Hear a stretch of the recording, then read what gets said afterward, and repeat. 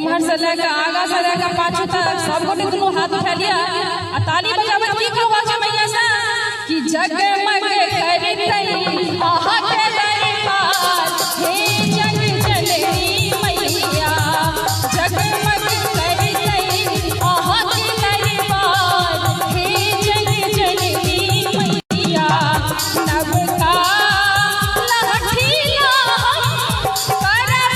श्रृंगार हे जग जननी मैया नवका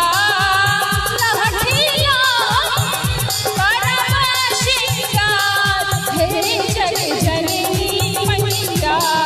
जगमग करतई आहा के दरबार हे जग जननी मैया जगमग करतई आहा के दरबार हे जग जननी मैया।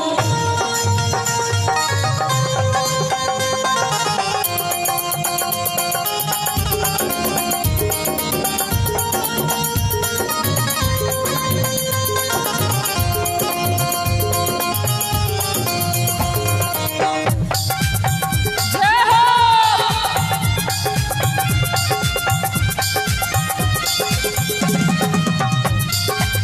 क्या बात है बहुत बढ़िया।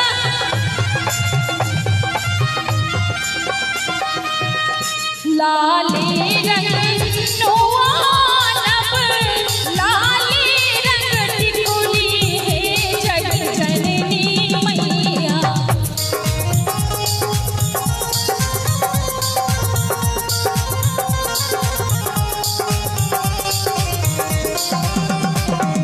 लाले रंग नोआ नभ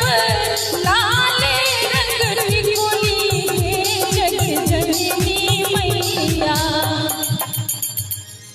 कि लाले रंग नोआ नभ लाले रंग टिकुली हे जग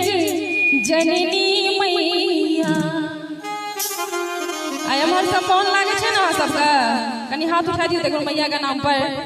कि लाली अरहुल के